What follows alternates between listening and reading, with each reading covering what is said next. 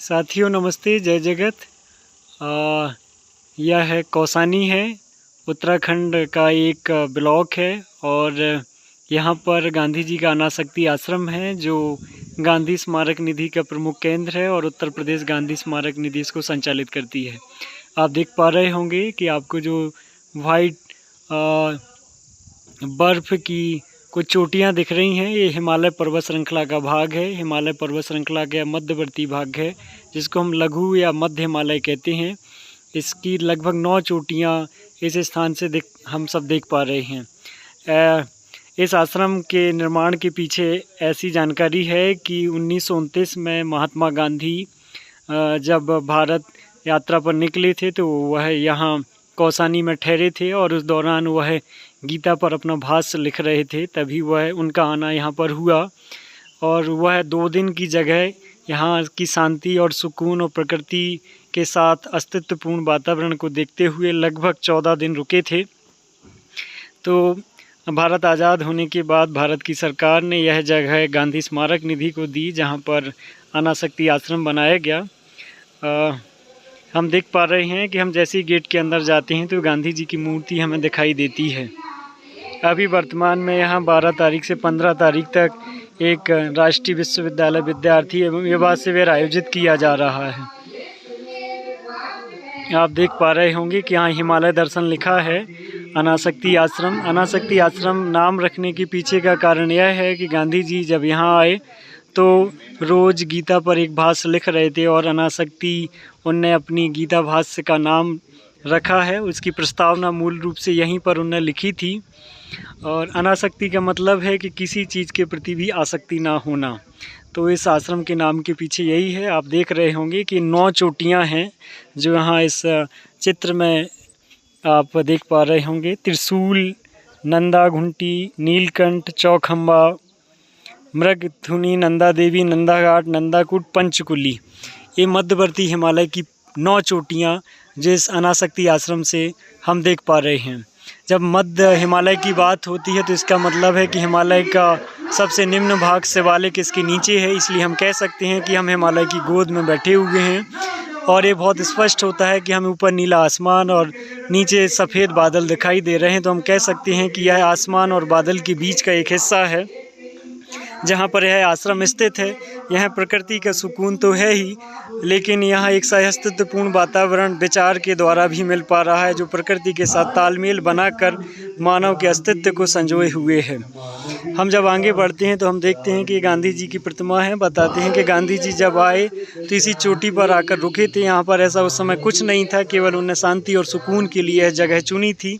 उसके बाद सरकार ने इसे एक गांधी स्मारक निधि को देखकर महात्मा गांधी की याद में एक स्मारक यहाँ पर संजोया हुआ है। यह बहुत छोटा सा कैंपस है इस पहाड़ी पर, लेकिन बहुत ही सुंदर और खूबसूरत है। यहाँ से प्रकृति के नज़ारे को बहुत स्पष्ट रूप से देखा जा सकता है। यह जो सब आप देख रहे हैं सफ़ेद चादर ओढ़े हुए हिमालय पर्वत है, यह बर्फ़ जमी है और हम यहाँ से 9 चोटियाँ देख पा रहे हैं। आप देख रहे होंगे कि नीचे तलहटी में गांव बसे हैं, बीच में पहाड़ की चोटियाँ दिख रही हैं, फिर हमें कुछ धुंध दिख रही है जो बादल है, फिर बर्फ़ की चादर ओढ़े हिमालय है और ऊपर एकदम स्वच्छ नीला आसमान दिखाई दे रहा है। यह सब हमें तलहटी के प्रदेश में देखने को नहीं मिलता है, इसलिए कहते हैं कि यहाँ पर वायु भी शुद्ध है, भोजन भी शुद्ध है, पानी भी शुद्ध है। तो एक बहुत ही सुंदर दृश्य हम यहाँ से हिमालय पर्वत का देख पा रहे हैं। ये गांधी जी का वह स्थान है जहाँ पर आकर वह 14 दिन रुके थे। इसमें लिखा हुआ है कि 1929 में जून 1929 में महात्मा गांधी यहाँ पर आए और 14 दिन तक रुके और उनने अपने गीता भाष्य का नाम अनासक्ति की प्रस्तावना की रचना यहाँ पर की थी और उसको अंतिम रूप भी कह सकते यहाँ पर दिया गया।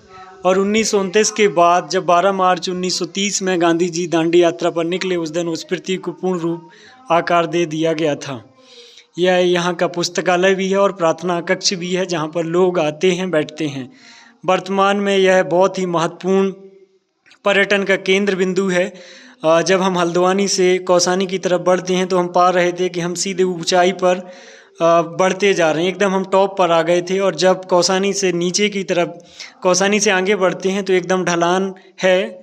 तो इस बात से स्पष्ट है कि कौसानी एकदम पीक है उत्तराखंड के इस सीमांत क्षेत्र का, और जहाँ से हिमालय भी देख पा रहे हैं और जहाँ से हम भारत का जो सीमांत हिस्सा है उसको भी बहुत अच्छे से देख पा रहे हैं। तो इस तरीके से इस आश्रम को बहुत ही सुंदर तरीके से प्रकृति के जो कहना चाहिए कि जो हमारे प्रकृति में जो संसाधन आसपास में उपलब्ध हैं, जैसा कि गांधी जी मानते थे कि मैं एक ऐसा घर बनाऊं जिसकी परिकल्पना के रूप में उन्होंने साबरमती 1936 में बनाया भी, कि 5 किलोमीटर के आसपास के संसाधन हों, उन संसाधनों से ही इस आश्रम की पुनर्रचना की जाए। तो उसी तारतम्य में इसको भी बनाया गया। ये आश्रम के पीछे का हिस्सा है जहाँ पर ये अलग अलग चोटियाँ और भी आप देख पा रहे हैं। यहाँ पर जब हम वृक्ष की बात करते तो सबसे ज़्यादा यहाँ पाइन के पेड़ देखने को मिलते हैं। जंगली जानवर भी पर्याप्त मात्रा में, ख़ासतौर से जो बंदर हैं, बंदर वहाँ हर घर में देखने को मिलते हैं और ऐसे पाए जा रहे हैं।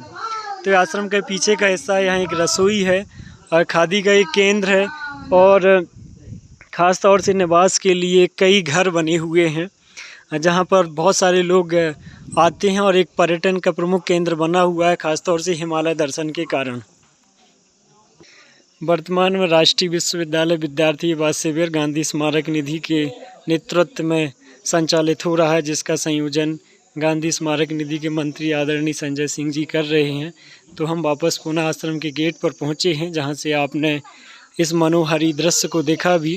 तो इस खूबसूरती में विचार के साथ, प्रकृति के साथ सह अस्तित्व दोनों चीज़ें पल रही हैं, जिसको संजोए रखना और भी आसान हो गया, क्योंकि यहाँ विचार की प्रधानता है और विचार के साथ वो जीने वाले लोग भी हैं जो अपने आचरण में इसको बनाए हुए हैं। तो आप सबका बहुत धन्यवाद। आपने यहाँ से हिमालय का दर्शन भी किया और गांधी जिस अनासक्ति की बात करते थे, अस्तेय असंग्रह की बात करते थे, वो उस धरोहर या उस विरासत के संरक्षण में इस आश्रम को भी हम देख पाए हैं।